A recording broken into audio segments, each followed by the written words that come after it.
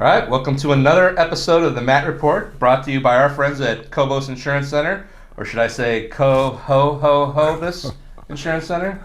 No, obviously, this is our Christmas special. I'm Shaun Bennett from the Chronicle Telegram. I'd like to welcome in our guest weekly co-host, Joel Melvin, North Ridgeville Rangers wrestling coach.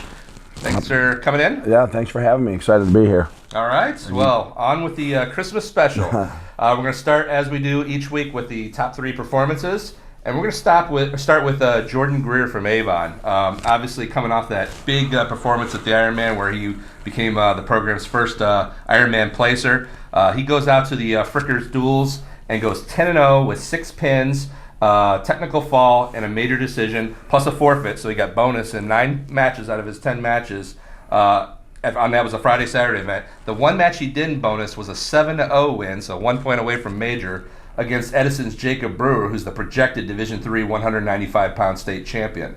So obviously a great showing altogether. And then also we always had another big profile match. Greer and Oregon Clay's Jacob Meek would have possibly been matched up against each other, as Meek is ranked number 2 or number 5 in the state at D1. But he went 220 this week, so we missed that one. They each took forfeits in their heads-up duel as well. But Jordan Greer is having a great start to the season. Yeah, he is. He's just he's been fun to watch. I caught some of his matches at on the Ironman, and yeah, he's a beast.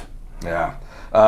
Next one up, Ryan Healy of Keystone. Last week we talked about all the Lorain County champions. We had like a ton of kids win tournament championships last week. This week, Ryan Healy from Keystone was our lone champion in the county. He went 4-1 with 4 pins to capture the 145-pound championship at the Rebel Invitational at Willoughby South. So that was a Saturday one-day event. So obviously, congrats to Ryan Healy on winning the area's lone championship. Nice work, yeah. Finally, got to go to the Beast of the East. We had, again, 4 placers there for Elyria. Same 4 guys that placed at Diamond, so all 4 of those guys off to great starts. We're going to go with Jake Evans of Elyria. He's having a great start to the season. He was the runner-up at the Ironman, placed 3rd with a 7-1 record this week at Beast of the East. 4 pins in those 7 wins. Just another great run. It was at the University of Delaware, so they do a little traveling on that. That was a Saturday and Sunday event, kind of odd. Saturday-Sunday tournament. His only loss was 3-2, 1 point loss in the quarterfinals to Delaware state champion and Ironman placer J.T. Davis of Smyrna. Yeah, he's right there. I know that Coach Eric is expecting big things from Jake and his team all together, but definitely hats off to Jake. That's a tough tournament, very tough tournament. And as we did last week, we did honorable mentions for our top performers. Well deserved. Got to give an honorable mention to Janet Burnett for for most of the wrestling community knows that's Eric Burnett, the head coach at Illyria's wife. She's kept me kind of in the mood into the scene there, I guess. Facebook living from Ironman and Beast of the East the last 2 weeks. Yeah. I've been able to see some great matches. And she provides great commentary. You know her. Awesome. She's fun. She's awesome. I agree 100%. I was watching mixed matches yesterday, and the commentary from Janet, and I think it was her parents, and I believe telling Nate to leave the room, and it was awesome. Loved it. So nice work, Janet. And I can't move on. Bruce Bishop will not let me move on without one more honorable mention to my wife, who has provided Buckeyes, homemade Buckeyes, for the crew, all of us here at the Chronicle. So thanks, Mary, for the Buckeyes. Everybody's salivating, getting ready to put those down. So thank you, Mary. I appreciate it.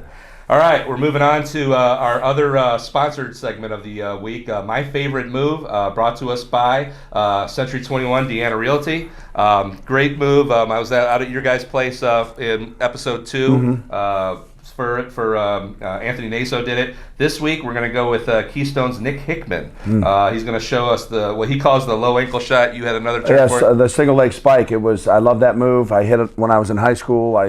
I show it to my kids as well. It's a great move, fast move, and when it's done right, it's very difficult to defend. All right, so my favorite move this week, Century 21, Deanna Realty. This is Keystone's Nick Hickman. My name is Nick Hickman from Keystone High School, and my favorite shot is a low ankle shot. So you're going to begin with tying up on the head.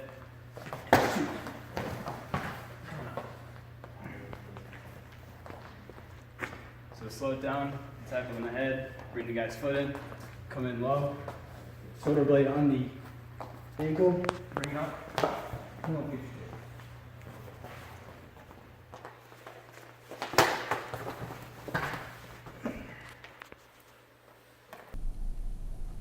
So there you go. Yeah. Obviously, did it look kind of like how you did it? Yeah, I would shoot it off the whistle more, but definitely this different setups. I was also a big fan of like pulling the wrist down almost to the mat. As soon as you bring it up, you go. But it's a great move, very great move. Nice work. And Nick was a great story last year. I think he started at the Cobos in the heavyweight division, worked his way down a couple weight classes over the course of the season. Now he's down again to 182. That's obviously, he's been just kind of working to get, into the smaller classes, stay strong. He's working, I think, in the offseason, going with Team Ohio out there to Fargo. Definitely a guy to watch over the next year or so. Yeah, right. That's key right there is the off-season work. Try to get into freestyle, Greco. Just any time on the mat is good. So, I'm sure every coach will agree that the work you put in from March until November is when you really, where state championships are really won. So. Right on.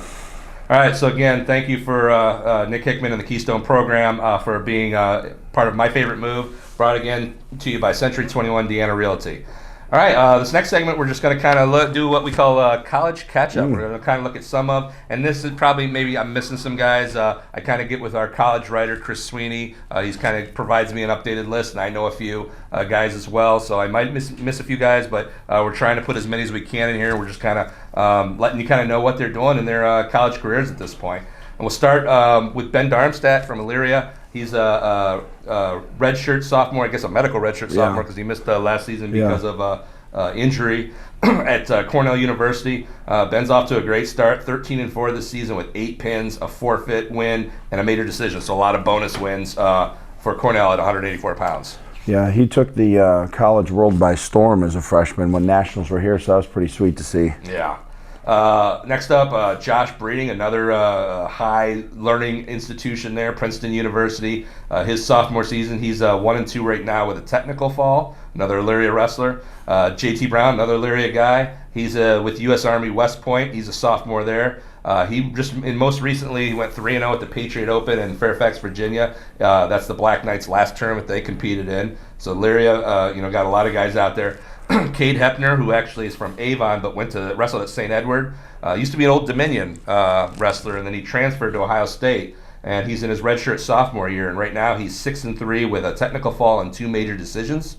Nico Odor, former Kent State wrestler, now at Cleveland State, another Elyria High guy. You probably obviously know him quite well from when you coached there. He's a redshirt junior. He's 6-4 with a pin right now. Spencer Berthold, heavyweight from Midview. He's at Kent State with Brendan Fenton, who's just transferred there from Pitt and was formerly from Eastern Michigan. So Brendan's having to, Eastern Michigan shut their system down, so he's kind of had to make some moves here. But Spencer Berthold, 4-7 with 3 pins at heavyweight right now. Brendan Fenton, we're kind of waiting. I think he's a late enrollment. He might be in that transfer portal, so he hasn't actually seen action with Kent State yet, but he's going to be there. Tristan Brady, another Elyria guy at Lourdes University, redshirt sophomore, 4-3 with 3 pins and a major decision. Matt Zuckerman, another Elyria guy, Tiffin University, freshman, 10-8 with a pin, having a great freshman season. Right. Jessie Lee, Elyria gal. She's at Tiffin University, the first college female wrestling program in Ohio. She's a junior over there, having a good year there. Stan Blake, Baldwin Wallace, Elyria Catholic grad. He's a junior. 12-0 with 5 major decisions. Max Bork from Avon, also at Baldwin Wallace, a junior. Zach Anderson, just a freshman. He wrestled at Midview last year at Baldwin Wallace, 7-6 with 3 major decisions. Drew Levis, Elyria guy, also a freshman, 8-3 with a pin from Elyria. And then David Ocasio is at Heidelberg. He's a Brookside grad. He's there as a freshman. And obviously all these stats are from the college websites. I don't know how, some of them are, I think, a little bit like from back in November. They haven't updated, but these are just the latest stats that they had on their accounts. But just a lot of great performances by some former great high school wrestlers. Yeah, it's really good to see so many kids wrestling at the next level. And I'm sure if you missed anybody, they could reach out and just kind of let you know how they're doing. But yeah, it's really great to see kids are working hard, having fun, and competing at the next level, which is always good to see. All right. Well, for the final segment, we're just going to kind of have a chat with Joel as our guest co-host this week, and kind of started out with talking about your guys' action this weekend at the Hudson Holiday Invitational. You guys, 2014 field, it's a huge event. You guys finished right mid-pack there at 11th. A couple placers. Obviously, probably good and bad things. What were your kind of thoughts of that? Sure. Yeah, it's exactly what I told the kids. We saw a lot of great things and a lot of things we have to work on. Would have liked to have been in the top 10. We only took 9 kids.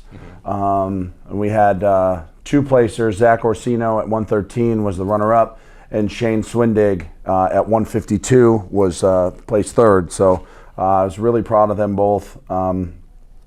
Good story about Shane is he was upset after losing the semifinal match, really upset. And I asked him, I said, what I need you to do now is go out and get 3rd and with bonus points. And he did. He went out and the consolation semifinals, major decision, finals, major decision. So I was really proud of him there. We had a few other kids, Alex Douglas, junior Alex Douglas at 170, and sophomore Tyler Fair at 160 were lost in the match 2 place.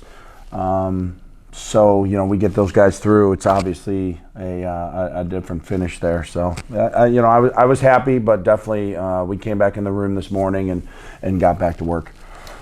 Well, obviously you guys are off this week, which is the good news is that gives the wrestlers, the holidays off to kind of spend with their family. The bad news is that gives the wrestlers time off. And you kind of have to make sure that the hands are being smacked away from the goodies and the holiday treats. Yeah, I told them they better not come in on Thursday, 10 pounds overweight. But they've been pretty good. They came in this weekend, and I think they were a little shocked. They're only about like maybe a pound and a half, which was good to see. Yeah. So yeah, we're off until January 4th, where we go to the Pin City. So. Just definitely, this time is nice also to let them rest. They're a little banged up. I feel like we hit it pretty heavy at the beginning. So kind of let them rest, come into practice, do a drill, work on some new moves, correct a few things, and just kind of have a relaxed practice. And that Penn City Invitational, I've been there a couple times. It's a good tournament. They changed the format. It used to be a 2-day tournament with the pool play in the bracket. Now it's, I believe, straight bracket, double elimination. No, it's actually 4 pools of. There's 4 pools. Okay. So it's still pool to bracket. All in one day. All in one day. Okay. So great tournament though. Yeah, that's what I heard.